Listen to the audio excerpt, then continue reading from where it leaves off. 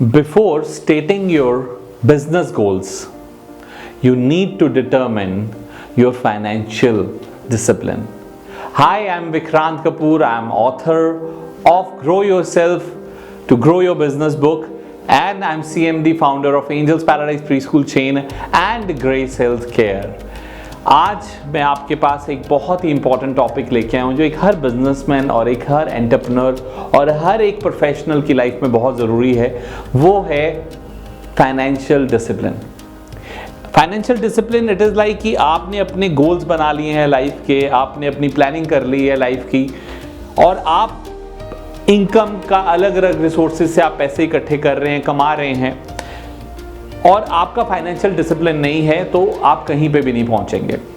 It is like एक बहुत बड़ा पानी का ड्रम है, आप ऊपर से पानी डाली जा रहे हैं कि मैंने ड्रम को भरना है, बट आपको पता नहीं चल रहा है कि नीचे कितने छेद हुए हैं और पानी निकली जा रहा है। तो कभी आप उस पानी को भर पाएंगे ड्रम में?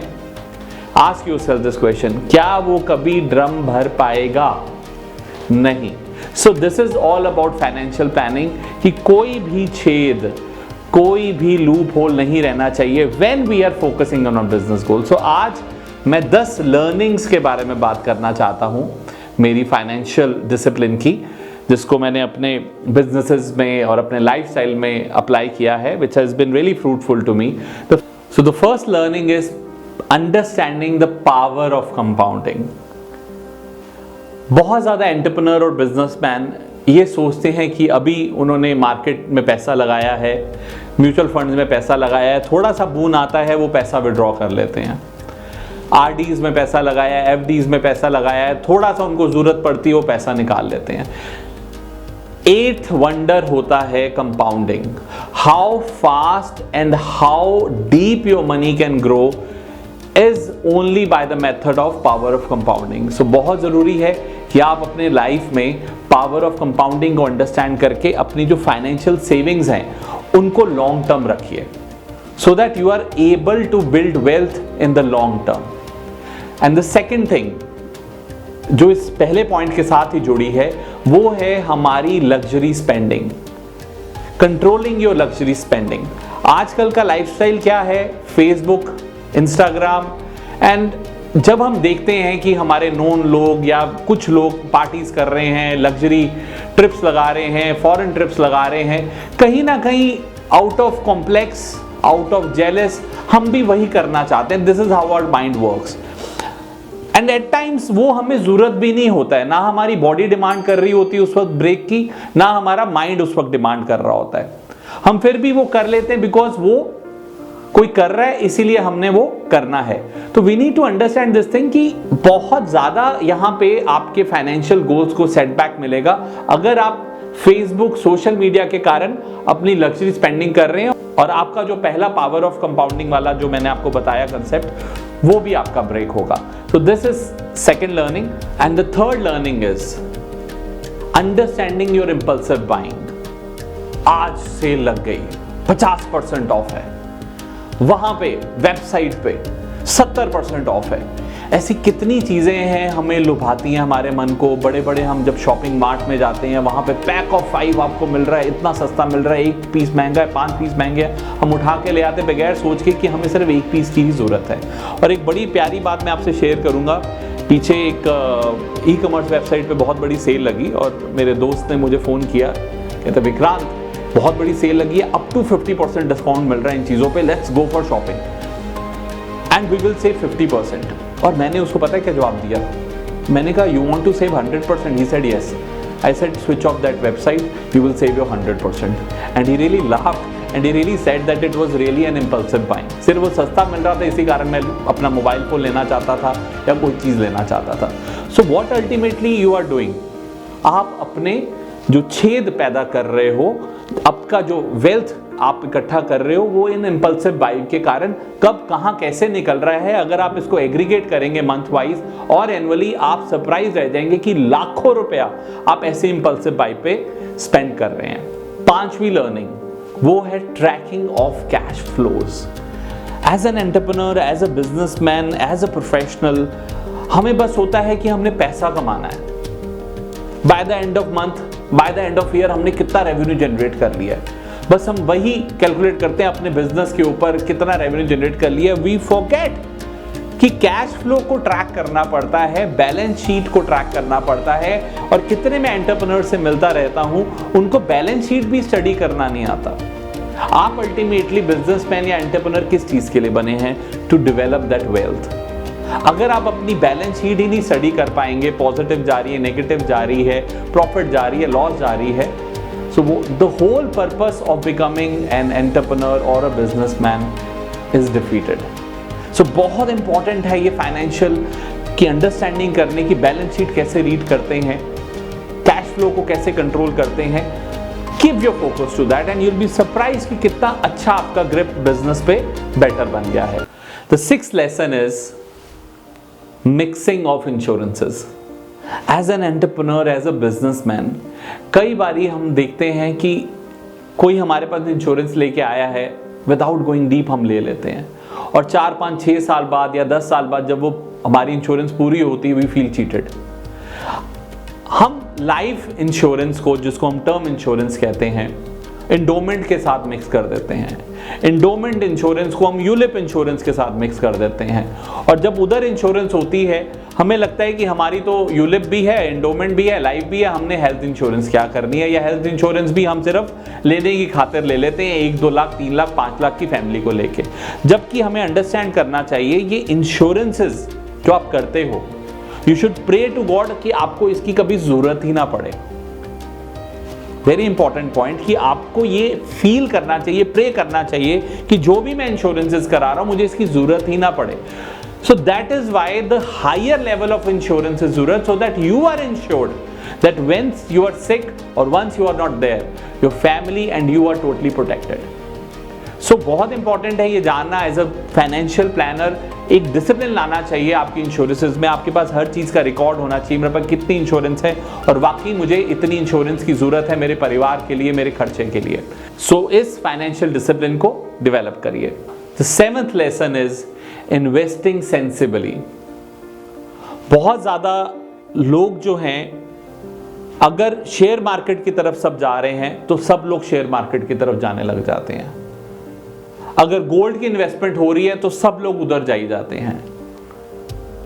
अगर क्रिप्टो करेंसी के पीछे लोग जा रहे हैं तो सारी दुनिया उसके पीछे जाती है। सी, आपकी जो फाइनेंशियल प्लानिंग है वो क्लियर कट होनी चाहिए कि मुझे 5% गोल्ड में इन्वेस्ट करना है, 30% म्यूचुअल फंड में इन्वेस्ट करना है, 20% एफडी में रखना है, 10% अपना इमरजेंसी फंड रखना है, 10% कैश रखना है। आपकी प्लानिंग वो हिलनी नहीं चाहिए। Why do you have to rush to that investment जहां पे सारी दुनिया भाग रही है? This is an investment, this is the wealth creation that you are doing. So बहुत इंपॉर्टेंट है कि आपकी इन्वेस्टमेंट कहां हो रही है, कैसे हो रही है, उसका परसेंटेज के हिसाब से रिकॉर्ड बनाइए। आपकी एज कितनी है, कम है, ज़्यादा है, आपका रिस्क फैक्टर कितना है। आपकी जितनी बड़ी एज हो रही है आपका रिस्क फैक्टर कम होता है, जितनी छोटी एज आपका रिस्क फैक्टर ज़्यादा हो सकता है। और जैसे मैंने पावर ऑफ कंपाउंडिंग की भी पहले बात की, तो जितना लंबा आप टेन्योर देंगे अपनी इन्वेस्टमेंट्स को किसी भी तरह का, आपका मनी ग्रो होगा ही होगा। और आपका जो वो फाइनेंशियल डिसिप्लिन है, it will make you reach somewhere in your life. The 8th lesson is understanding the psychology of money. पैसा जो है उसकी एक साइकोलॉजी होती है। That is why the whole world is running behind it. एक बूढ़े को भी चाहिए, एक जवान को भी चाहिए, नॉन वर्किंग, वर्किंग, जो बहुत टाइकून्स बन चुके हैं उनको भी चाहिए, स्टार्टर्स को भी चाहिए। Everybody wants money. There is a big psychology behind the money that you need to understand. पर एक बड़ा कंसेप्शन गलत लिया गया है, वो है स्पेंडिंग का। पैसा होता है खर्चने के लिए, पैसा होता है खर्चने के लिए। This is a very very wrong misconception. पैसा होता है आपके गोल्स अचीव करने में मदद करने के लिए। The moment people get some money, they like to spend. ये कल्चर इंडिया में अब आ चुका हुआ है। 5 days वर्क और 2 दिन पार्टी, या 6 days वर्क और 1 दिन पार्टी का। And ultimately what ever you have build up your wealth, आप कहीं ना कहीं उसमें लीकेज ला के उसको बाहर निकाली जा रहे हो। और कहीं ना कहीं आप फ्यूचर में रियलाइज नहीं कर रहे हो कि आपके जो फाइनेंशियल गोल्स हैं या बिजनेस गोल्स हैं वो पूरे नहीं होंगे। छोटी छोटी जो आपकी स्पेंडिंग है, अगर आप उसको भी कैलकुलेट करेंगे, आप सरप्राइज रह जाओगे। Bye the end of the year आप ये हैरान रह जाओगे देख के कि कितने आप हजारों या लाखों रुपए बचा सकते हो। अब जब छोटी छोटी जो आपकी स्पेंडिंग है और वो जो फिलॉसफी है कि भाई खर्चने के लिए पैसा होता है, मैं कमा रहा हूं तो क्यों ना खर्चूं, तो वहां पे आप कंट्रोल करोगे, डिसिप्लिन लाओगे, आपकी वेल्थ बिल्ड होने लग जाएगी। So the 9th lesson is spending on big fat weddings, parties, birthdays and events. इतना ज्यादा हम ये सोचते नहीं हैं कि हम उन लोगों के लिए कई बार स्पेंड कर देते हैं सिर्फ प्लीज करने के लिए, किसी को खुश करने के लिए या दिखाने के लिए कि मैंने आपसे बेटर किया। 3 घंटे या 4 घंटे या 5 घंटे की एक वेडिंग होती है, या 3 या 4 घंटे का एक बर्थडे इवेंट होता है, या कोई और इवेंट होता है, हम अपनी लाइफ की मेजर वेल्थ वहां पे स्पेंड कर देते हैं। एक फॉर्मूला जरूर याद रखिएगा कि आपकी जो वेल्थ है, चाहे वो वेडिंग आप कर रहे हैं, चाहे गाड़ी खरीद रहे हैं, चाहे बंगला खरीद रहे हैं, आपकी वेल्थ का 10 से लेके 30% ही स्पेंड होना चाहिए इन चीजों पे। बट लोग क्या करते हैं, एक इंडिया में बहुत बड़ी कहावत है कि अपनी औकात से बाहर जाके मैंने ये इवेंट किया, अपनी हैसियत से बाहर जाके मैंने ये शादी की। Why we did this?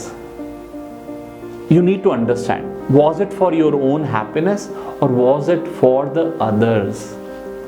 ऐसे लोग शायद आप उनको कभी वापस मिले भी ना, उनके लिए आप अपनी पूरी वेल्थ का 100% क्या उससे भी ज़्यादा लोन उठा के, पैसे मांग के लोगों से आप वो करते हैं दिखाने के लिए। सो इस साइकोलॉजी को थोड़ा सा चेंज करिए। सेलिब्रेशंस जो होती हैं वो ट्रू सेलिब्रेशंस होती हैं, वो दिल से निकलता है जॉय। वो चाहे 4 लोग हों, चाहे आपके 40 लोग हों। और बहुत इंपॉर्टेंट नहीं है कि जब तक हम बहुत बड़ी डेस्टिनेशन वेडिंग नहीं करेंगे, या बहुत बड़े होटल में नहीं करेंगे, या बर्थडे पार्टी बहुत बड़ी नहीं करेंगे तो हमारी वैल्यू कम हो जाएगी। आपकी वैल्यू जो है वो किसी और चीज़ में छुपी है, नॉट इन दीज थिंग्स। सो कैसे आप अपनी फाइनेंशियल डिसिप्लिन को अपनी साइकोलॉजी के साथ भी जोड़ सकते हैं, and you can build a long term wealth. So the 10th lesson is understanding the credit card.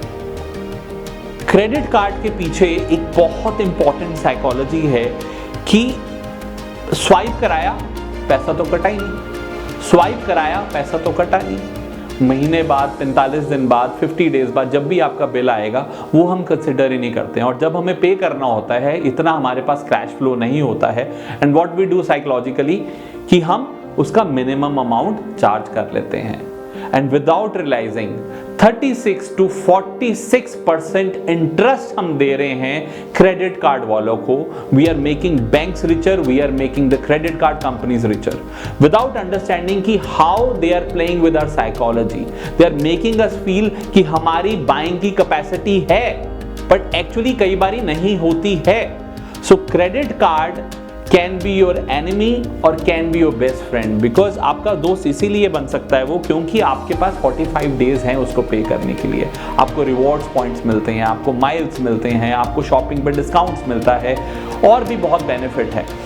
So keep your psychology very clear when you are using your credit card. Credit card can be your best friend or can be your worst enemy. I have loved these 10 tips and you would have been able to relate yourself with these 10 lessons and 10 learnings. मेरी book जरूर पढ़िएगा, Grow Yourself to Grow Your Business, जिसमें financial growth एक point है। उसके अंदर मैंने और भी बहुत टॉपिक्स पे बात की है, ब्रांडिंग के ऊपर, नॉलेज के ऊपर, स्किल्स के ऊपर। So this is a very beautiful book that I have written out of my experience and my learning of a journey of an entrepreneur.